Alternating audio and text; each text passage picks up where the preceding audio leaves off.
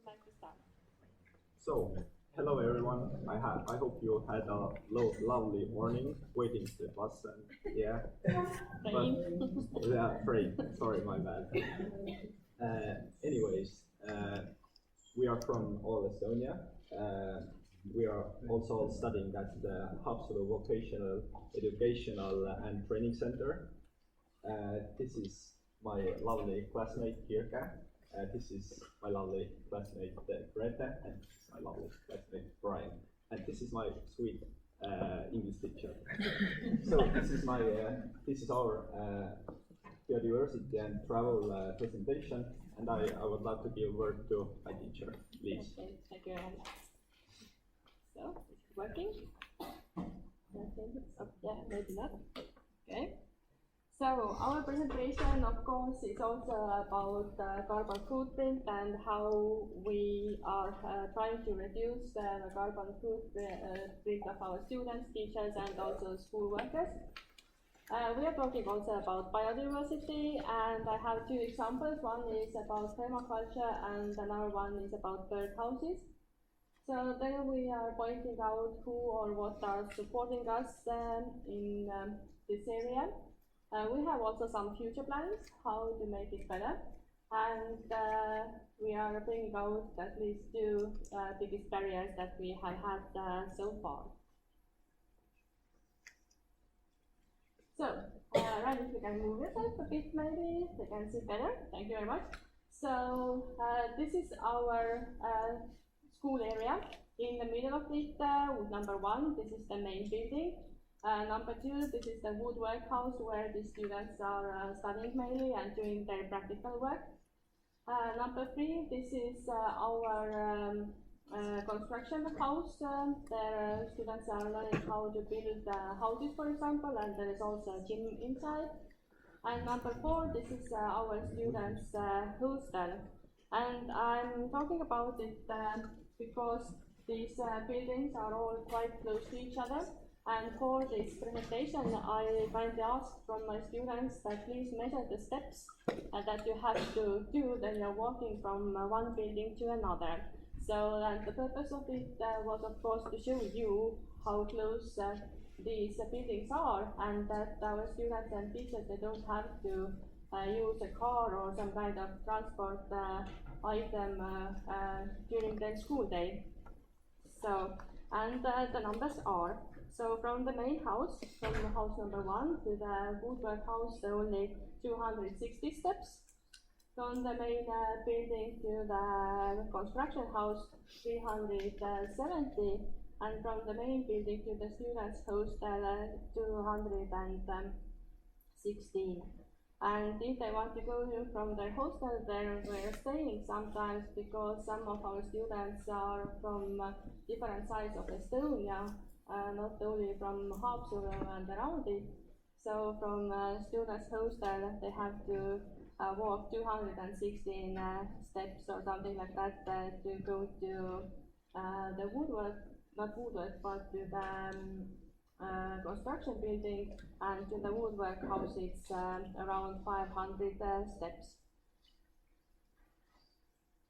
And also all the important places that our students need are actually quite close to our school.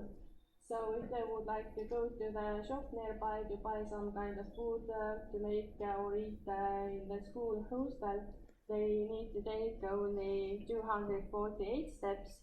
And also this bus stop that you can see in the picture is actually in the middle of our school main building and students' hostel.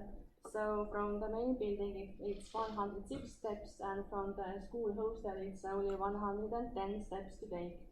And our teachers and students, they're allowed to travel to school by bus with a public one, and it's free, so they don't have to buy any ticket. Very reasonable.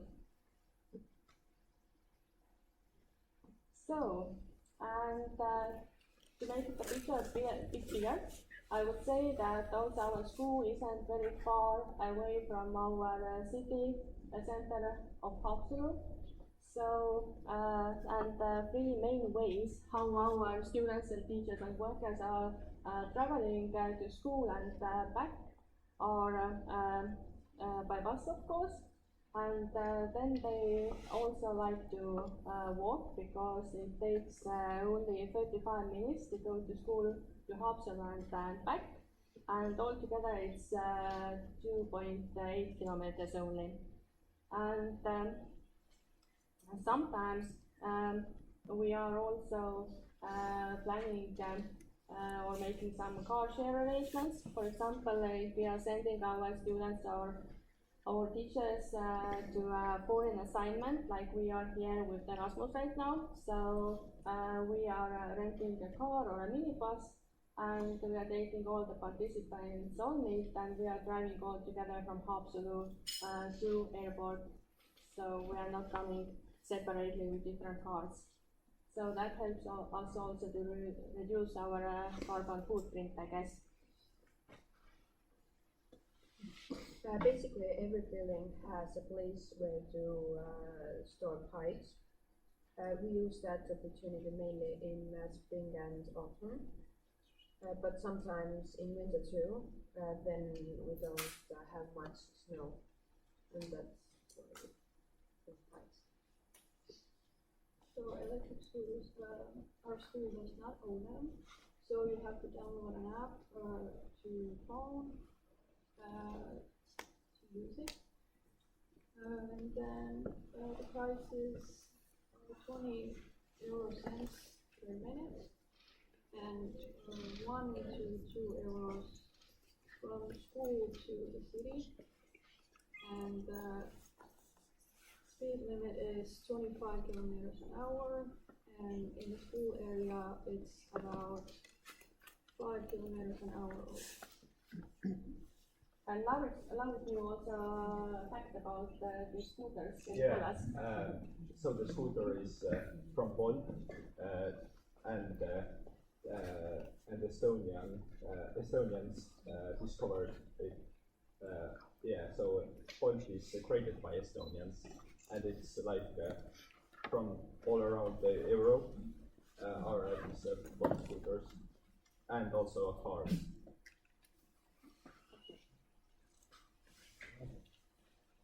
So, we have had a hike in spring, but I can tell you that we have a lot of that kind of traditional activities or events where we are encouraging our students to be in the nature and to walk. So every year, the second course students, they are having the traditional walk in Nova. It is a lovely place where is a lot of pine forest, and also it's near to the sandy beach, and there is also the nature house that is called Silmaõpikoda in Estonian, where they can do different nature connected like workshops about birds and mushrooms and plants and everything like that. So, and also our students are taking part of country defense camp, and I will tell you maybe some things about that camp. It isn't something new, it isn't because of the war in Ukraine or something, but it is a compulsory part of the students' curriculum. And in this camp, they are learning about and experiencing the life of the soldier, and they are having theoretical lessons, and also they are having a camp in nature. So, and it is compulsory for school girls and also for boys, of course. And these kind of camps are meant for the high school and vocational school students. And also this method how to measure distances with steps. So they learned it in the camp, and now for this presentation they had to use it. So, and what else? So for the first year students, we have a camp in the beginning of the school year, in September usually. Then the weather is still nice, and they are also going to a very nice place outside of our school. And the purpose of it is actually to make New Year students more communicate with each other, and they are doing a lot of different team building exercises there. And I can read you one very encouraging letter from our school's youth worker to our students about that camp that we were adding pictures also into our presentation. So, dear students, if you looked out of the classroom window lately, it seems like it's a sin to be indoors in such a beautiful weather. Therefore, on Tuesday, May the 17th, we organize an afternoon, a common well-being in nature for the entire school family. We have set our sights on the beautiful Nõva, especially the Brakel beach. The Brakel learning trail awaits us. Buses take us all from the school building to Brakel and bring us back to the school. The bus leaves in front of the school at 12:30, and you should wear comfortable clothes for your back and legs and that are suitable for the weather conditions. A lovely gathering ends with a small meal in the nature. So now we're going to speak about biodiversity and these two examples that I promised to tell you about. So in the pictures you can see a bed for flowers, and the story behind it is that our teachers went to nearby vocational school to study gardening. Then they came back, they made a course for our school students in our school, and as a result of this course they made together this bead flower bed. And these bead blocks that are around the flower bed and bead that is used inside was given us by the company that is nearby. And this kind of flower beds, they need to be in the shade, of course. And also another important thing is the humidity in the bead. And you could see also different plants that they're planting inside. For example, I guess the well-known plant is heather, maybe you might know it, even in English, yeah. And here is another example. So the birdhouses were my little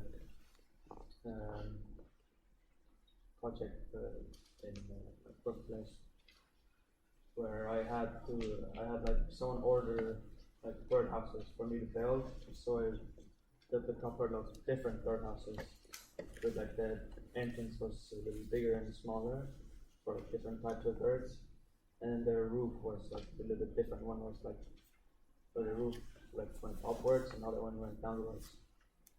So I built a couple of those. And you said it before that it is also very important what kind of wood you are using for it. Yeah. Like birch and pine. Because those like trees have like tree wax or that in them, so they don't like decay or like break down. Do you have a birdhouse at home or near a school? I heard about your special boxes for the birds. Yeah. Yeah. Okay. Have you built this kind of birdhouses before? Personally, me, no, but they have been built. Yeah, we have built them at the college, Okay. and for bats as well. You know? Yeah, for the bats as well. Yeah. Yeah. Okay.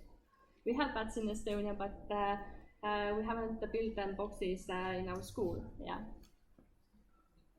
Okay. So now I would like to tell you about our teachers in our school who are also very passionate in what they are doing, and that's why they are also known outside of our school, and people are trying to get in touch with them, and they would like and they like to come into our school to study our nature related specialities. And one lady, Aila, he is how to say, she deals with this permaculture, and I'm going to activate the pictures of it, and then I can tell you more about what it is and what she actually does.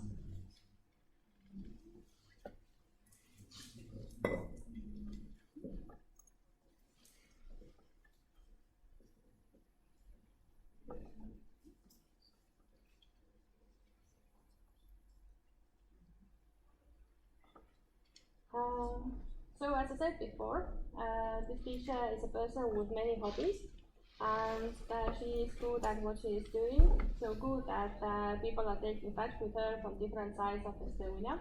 And this permaculture is an approach to land management and settlement design that adopts arrangements observed in flourishing natural ecosystems. So, and from this presentation, you can see advisable features that help you to understand how you can start with your own garden that would be really close to the nature, how to create the herbal spire, for example, that you can see right now, or you can get the answer to the question how to grow potatoes without using a tractor, potatoes in a straw. So you can see that it is also possible to create a perma greenhouse. And for flower beds, you can make or have a so-called box system. And also what to do when the summer is too hot and dry. There are three main things, in my opinion, as I understood it from her guidelines for me, that are important: earth care, people care, and fair share. And all these principles can be followed by every person, regardless of whether they live in the city or countryside, or in an apartment or a house. So it also, for permaculture, it is also very important how you sort your waste, to collect rainwater.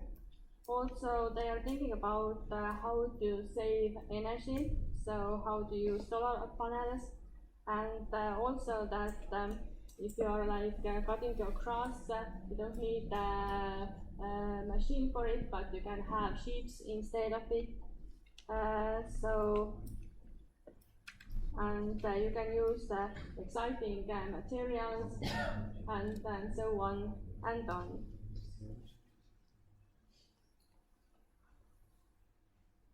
So these boxes that I was speaking about for the flower beds, and inside of it you can use all kind of sticks and leaves, and they are going to have soil you later. Yeah.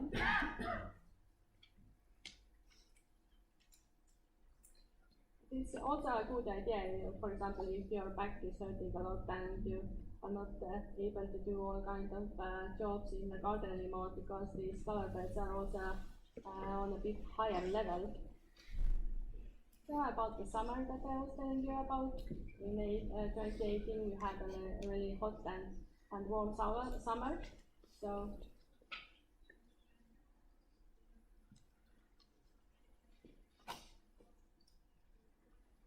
these straw beds, also for the vegetables, not only for potatoes.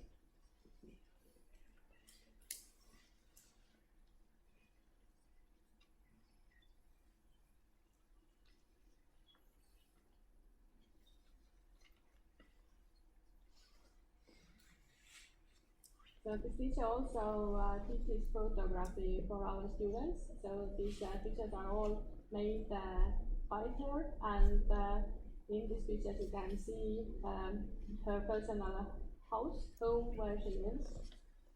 These are the three main things that I was telling you about. And these are the typical elements I was also translating to them before already.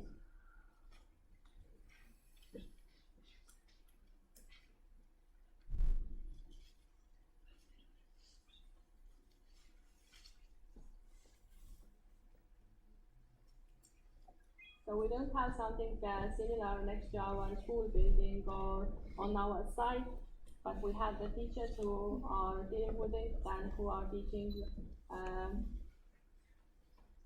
basic things to our students as well.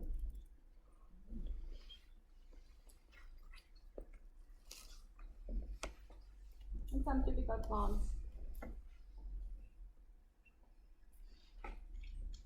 And it's also important to understand that all these plants that are in the nature can also live together with the ones that we have like, I don't know, breeding is not maybe the right word, but what are so-called cultural.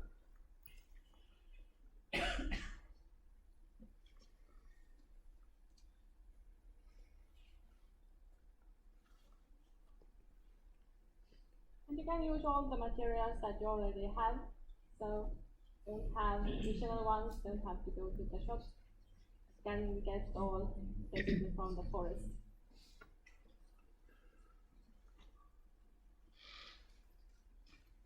And during it you can also have fun with your own children, for example, or with your colleagues, or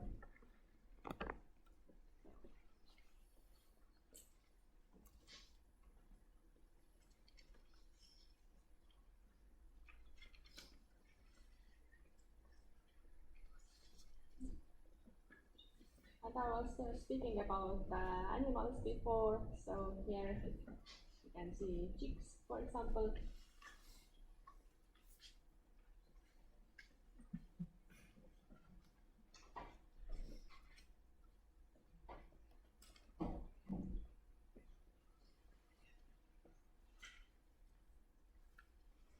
I guess permaculture is much more than I can tell you, so it's pity that I can't have this teacher right now here, but more or less I have to translate it anyway.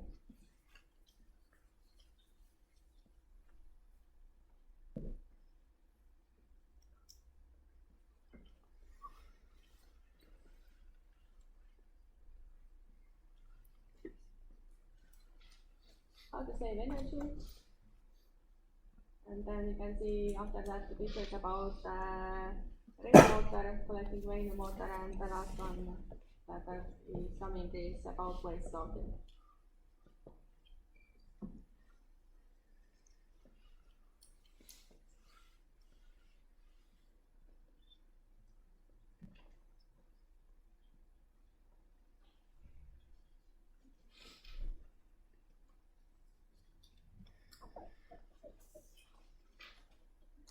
Pretty typical plants for Estonian nation, also under protection.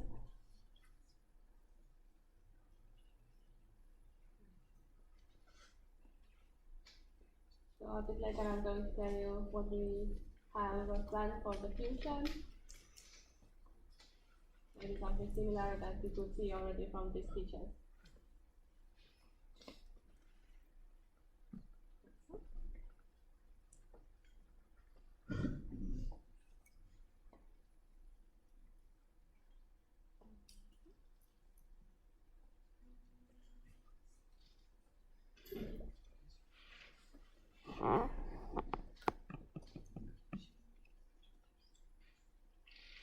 So about Maria, I can tell you that she is more than just a nature guide. So she is giving lectures to students in our school and other schools around us, our country. And she knows almost everything about living nature. And you may find her very often walking around in our nature park, Matsalu, that is really close to our county as well. And for our students, she is making mushroom picking tours. She is teaching them how to paint with mushrooms also. And I believe that she knows everything also about medical plants. And the last teacher who I would like to introduce you is Marko. Marko is nature education specialist who is also working in nature center that I was mentioning before, the Silma Õpikoda, where our second year students are always going. And he mainly deals with bird watching. So if you are looking our evening news, very often you can see him there speaking about the birds who are arriving or who are going away from Estonia. And I guess thanks to these colleagues, we have also specialties in our school that are closely related or are all about nature. So once we started with nature tourism, And today we have nature guides and also bird guide specialty in our school. And what these students are doing, they are doing guided walks and tours and excursions. They're speaking mushroom picking tours, bird watching tours, of course, and I believe you don't have what is this MAFF is. It's not some random abbreviation over there, but it's the means of Matsalu's Nature Film Festival, and it was held this year for the 20th time. It had its anniversary, and it's the event where you can see world famous nature films. And the one that we went to see this year was about tits as superbirds. It was really interesting, for example, yeah.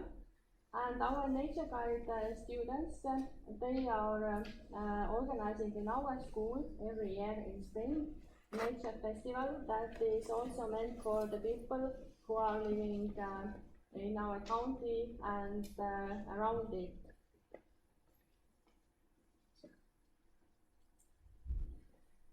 So ideas for the future. We thought that we have the nature, and as I said before, our school has also a quite good location, and maybe we should think how to use these two things more.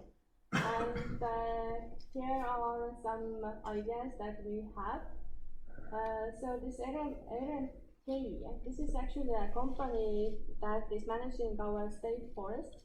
And they are offering for the school and students the opportunity to go to the state forest and to plant trees. So we thought that it would be a good idea, and we haven't done it for a while with our students. I guess you have heard about these traditional events like Let's Do It or the World's Cleanup Day.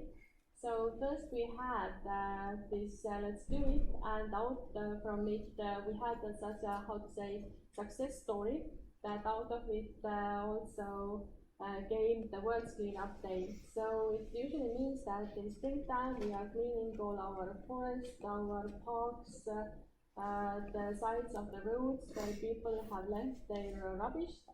So, and we help the nature to get clean up old tires and all these kind of things that sometimes people are throwing into the forest. I don't know why. It's a stupid thing to do. And maybe we should have more so-called integrated lessons where we have like subjects inside that are connected with sustainability. So, for example, we can combine biology, we can speak about birds, small or big ones, about their nest eggs and so on. And in woodwork house, like Ryan was telling you, they could do special bird houses for the special type of birds. And we thought that in this spring or the next spring, so we could try to raise the awareness about sustainability during the nature festival as well, that our nature guide students have to organize. So, and the barriers.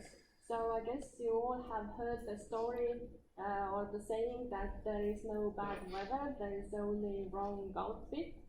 So with this, we also can say that sometimes a barrier for us can be the climate itself.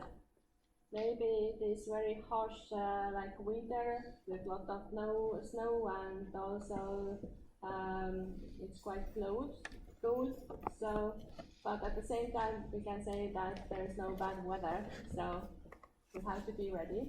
And while doing this presentation with my students, I realized that we can't have sometimes good two things at the same time.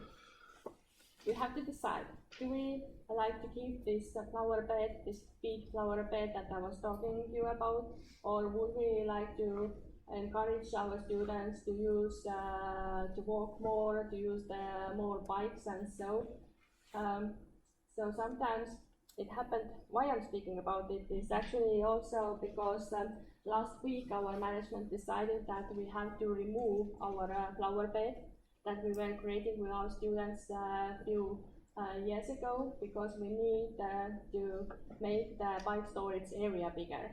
And it happened that now we don't have this flower bed anymore, but these flowers find their way to teachers' homes for the winter, and we are hoping to have it once again maybe in springtime.